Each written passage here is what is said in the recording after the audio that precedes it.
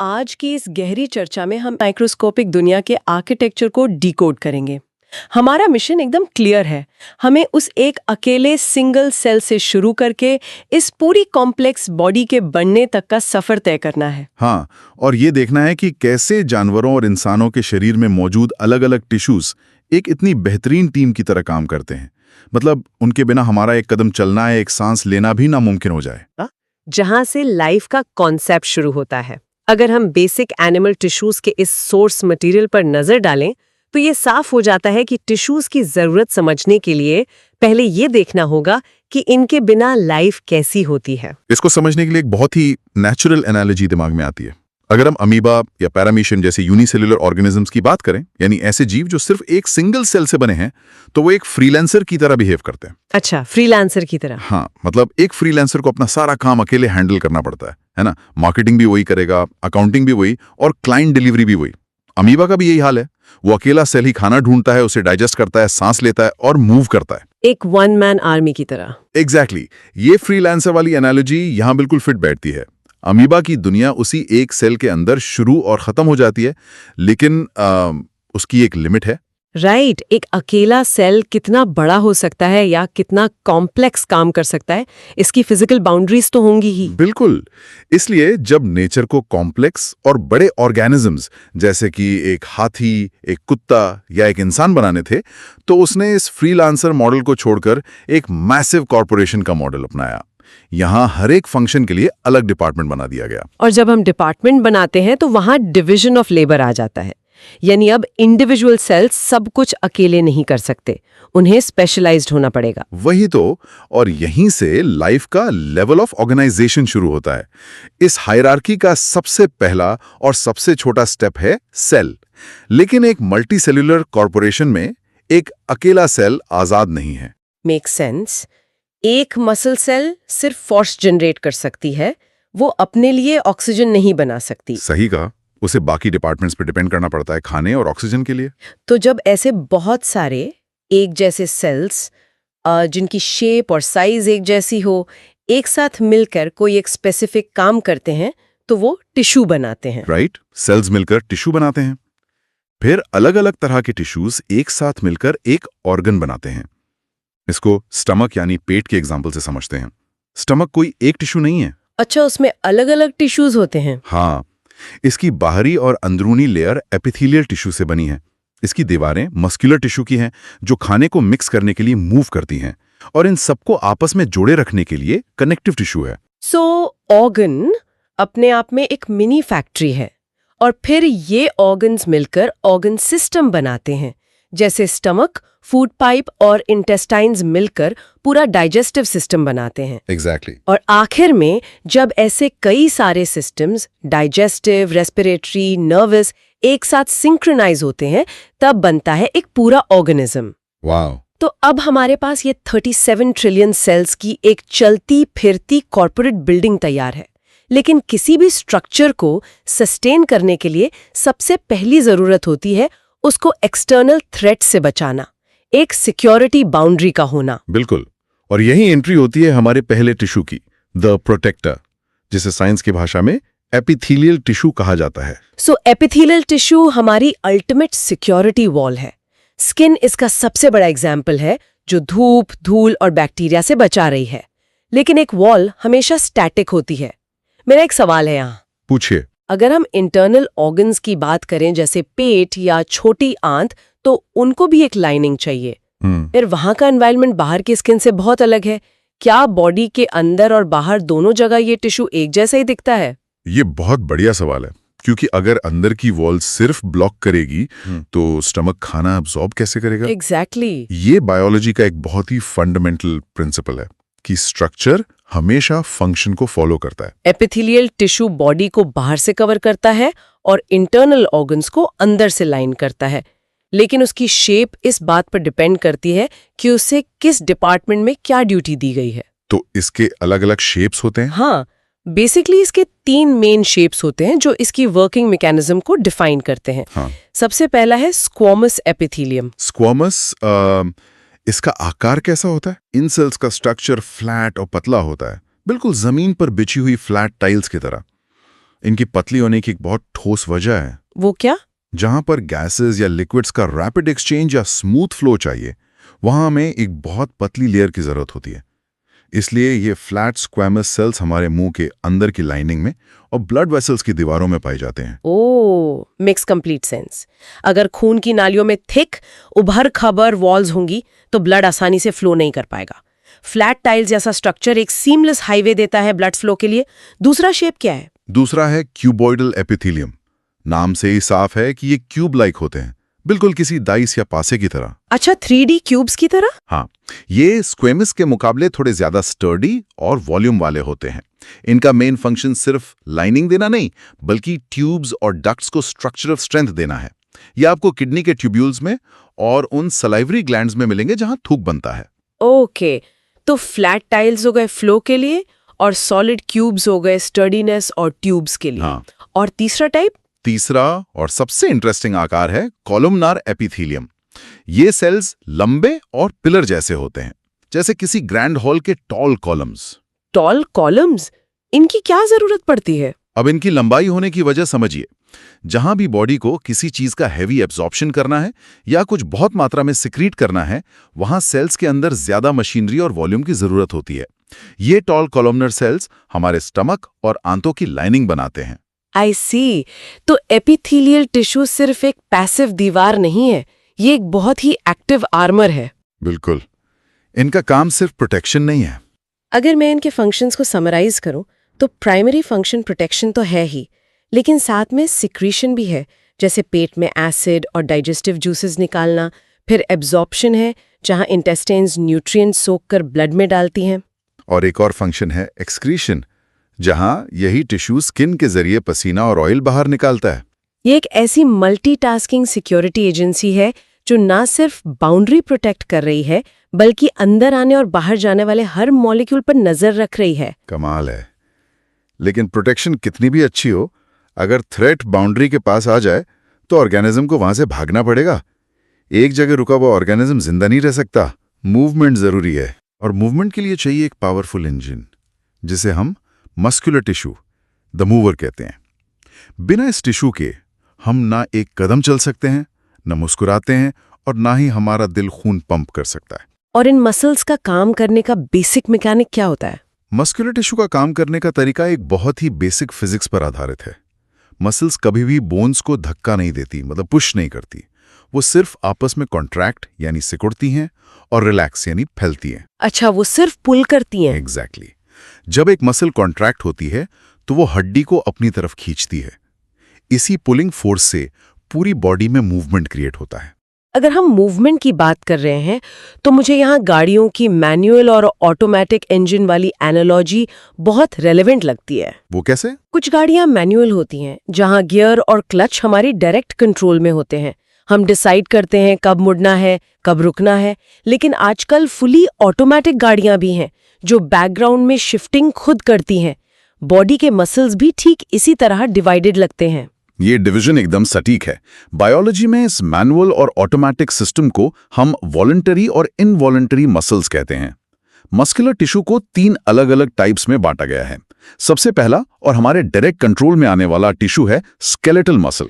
Skeletal नाम से लग रहा है कि इनका सीधा कनेक्शन स्केलेटन यानी हड्डियों से होता होगा। बिल्कुल, ये हमारा मैनुअल इंजन है। ये मसल्स हड्डियों से जुड़ी होती हैं और इनका मूवमेंट पूरी तरह से हमारी मर्जी पर निर्भर करता है। हाथ उठाना, चलना या भागना। इनका माइक्रोस्कोपिक स्ट्रक्चर कैसा दिखता है? ये सेल्स लंबे और सिलिंड्रिकल होते हैं और इनमें कोई ब्रांचेस नहीं होती। इनकी सबसे बड़ी पहचान ये है कि इन पर डार्क और लाइट बैंड्स होते हैं, जिन्हें स्ट्राइशंस या धारियां कहते हैं। एक और रोचक बात, क्योंकि ये सेल्स बहुत लंबे होते हैं, इन्हें कंट्रोल करने के लिए इनके अंदर एक नहीं बल्कि बहुत सारे न्यूक्लियाई होते हैं। तो स्केलेटल मसल हो गई हमारी मैनुअल काल, लंबे सिलिंड्रिकल सेल्स, स्ट्राइप्ड और मल्टी न्यूक्लिएटेड। अब उन इंजन्स की तरफ चलते हैं जिन पर हमारा डायरेक्ट कंट्रोल नहीं है, the automatic ones. Automatic machinery में 2 बहुत अलग इंजन्स होते हैं। पहला और सबसे क्रिटिकल है कार्डियक मसल। ये एक ऐसी मोटर है जो पूरे शरीर में सिर्फ और सिर्फ एक ही ऑर्गन में मिलती है, दिल में, यानी हार्ट। जो कि पूरी तरह से इनवॉलंटरी है। इंसानी दिल को ऑर्डर नहीं दिया जा सकता कि वो कब धड़के और कब रुके। हाँ, सोचिए अगर इंसान के पास हार्ट को कंट्रोल करने का मैनुअल स्विच होता तो शायद नींद आते ही हम सांस लेना और दिल धड़कना ही भूल जाते। बिल्कुल। इसका डिजाइन जरूर कुछ स्पेशल होगा जो जिंदगी भर बिना थके चलता रहता है। इसका डिजाइन वाकई इंजीनियरिंग का मास्टर क्लास है। कार्डियक मसल्स भी सिलिंड्रिकल होती हैं और इनमें भी स्ट्राइएशंस होती हैं, बिल्कुल स्केलेटल मसल्स की तरह।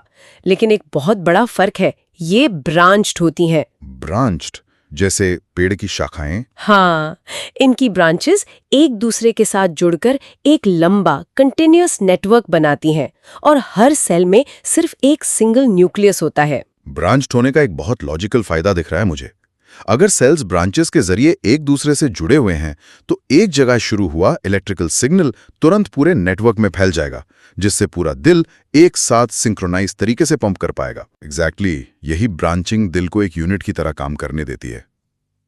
अब आते हैं दूसरा ऑटोमेटिक इंजन पर, जिसे हम स्मूथ मसल कहते हैं। ये भी इनवॉलंटरी है, लेकिन इनका आकार और काम करने का ढंग दोनों पिछली दोनों मसल से अलग हैं। ये बॉडी में कहाँ पाए जाते हैं? ये हमारे इंटरनल ऑर्गन्स की दीवारों में होते हैं, जैसे पेट, आंतों और यहां तक कि आंखों की पुतलियों में। इनका स्ट्रक्चर स्पिंडल जैसा होता है, यानी बीच में से मोटे और दोनों किनारों पर पतले। और क्या इनमें भी वो धारियां होती हैं? नहीं, इनमें कोई धारियां नहीं होती और एक ही न्यूक्लियस होता है। इनका कॉन्ट्रैक्शन बहुत स्लो और सस्टेन्ड होता है। तो जब खाना स्टमक में पहुंचता है तो स्टमक की वॉल्स उन्हें धीरे धीरे चर्न करना शुरू कर देती हैं। उस बैकग्राउंड मिक्सिंग के लिए हमें किसी मसल को कॉन्शियसली फ्लेक्स नहीं करना पड़ता, वो स्मूथ मसल्स का ऑटोमेटिक काम है। सही पकड़ा। तो इस तरह हमारी बॉडी में मूवमेंट के 3 इंजन्स काम कर रहे हैं। लेकिन एक मिनट, हमारे पास आर्मर है यानी एपिथेलियल टिश्यू, और हमारे पास पावरफुल इंजन्स हैं, मस्कुलर टिश्यू। पर मसल्स को कैसे पता चलेगा कि कब कॉन्ट्रैक्ट करना है और कितनी जोर से पुल करना है? वही तो कनेक्शन आता है। मतलब अगर हमारे पैर में कांटा चुभे तो पैर की मसल को वहां से हटने का order fraction of a second में मिल जाता है।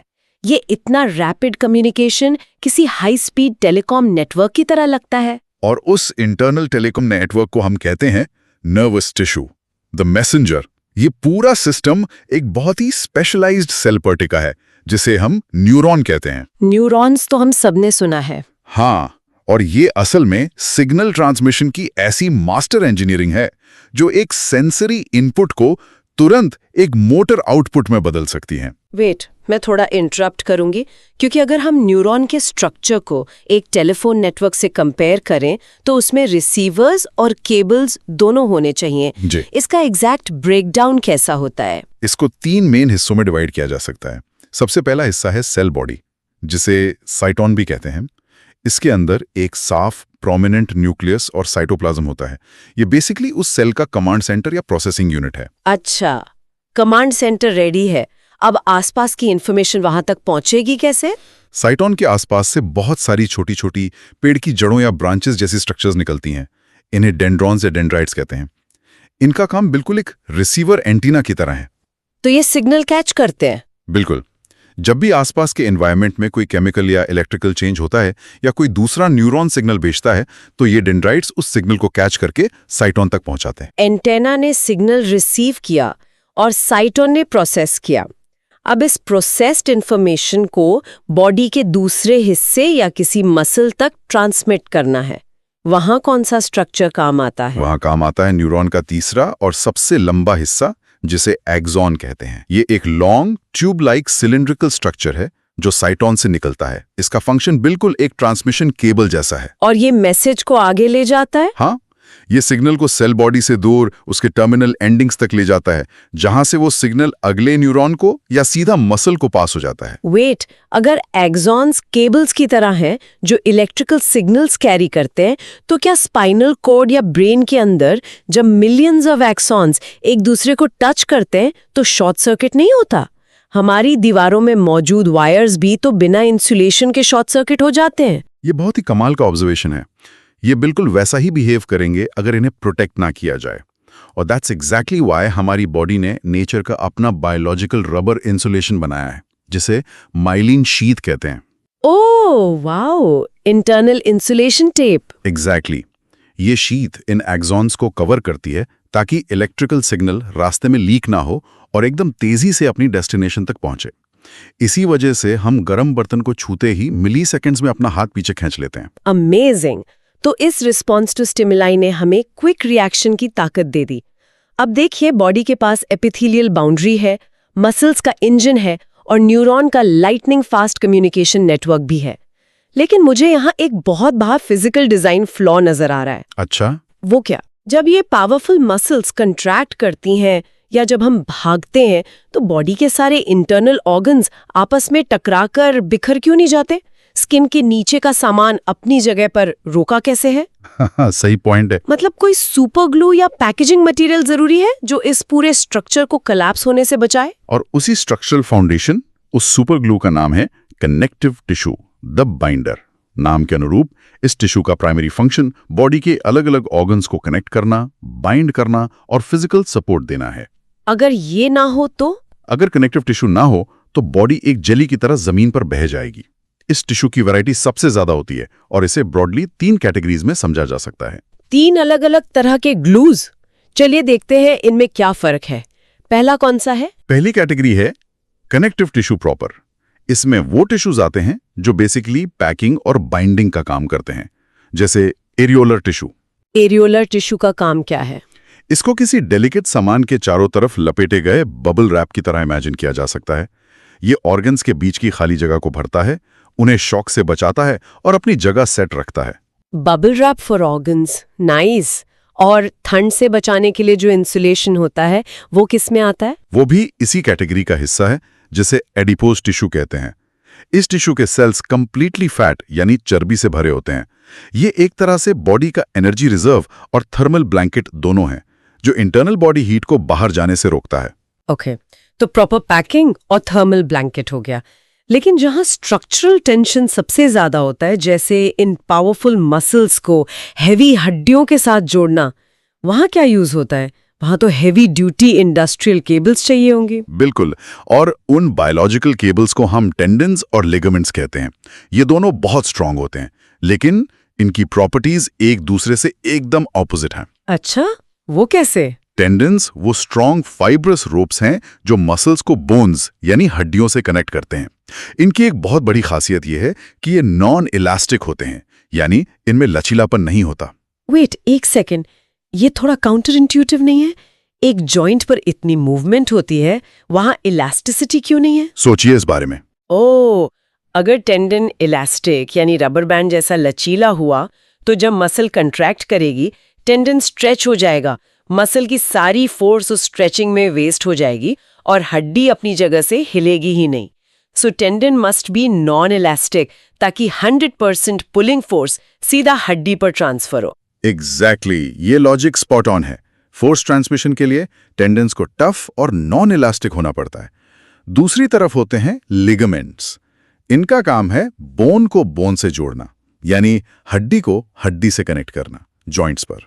तो इनमें इलास्टिसिटी होती है? हाँ, इन्हें मजबूत तो होना चाहिए, लेकिन इनमें थोड़ी इलास्टिसिटी होना जरूरी है। अगर लिगामेंट इलास्टिक नहीं होगा तो हमारे जॉइंट्स मुड़ ही नहीं पाएंगे और हम रोबोटिक तरीके से चलेंगे। Brilliantly engineered. अब कनेक्टिव टिश्यू की दूसरी कैटेगरी कौन सी है? दूसरी कैटेगरी है स्केलेटल टिश्यू। ये सॉलिड और ठोस होता है। इसके अंदर आती हैं हमारी बोन्स या हड्डियां, जो कैल्शियम और फास्फोरस से बनी होती हैं और बॉडी का पूरा हार्ड फ्रेमवर्क खड़ा करती हैं। इसी कैटेगरी का दूसरा हिस्सा है कार्टिलेज। कार्टिलेज बोन से कैसे अलग बिहेव करता है? कार्टिलेज सॉलिड तो होता है, पर हड्डी जितना सख्त और फ्रजाइल नहीं होता। उसमें थोड़ी फ्लेक्सिबिलिटी होती है, वो बेंड हो सकता है।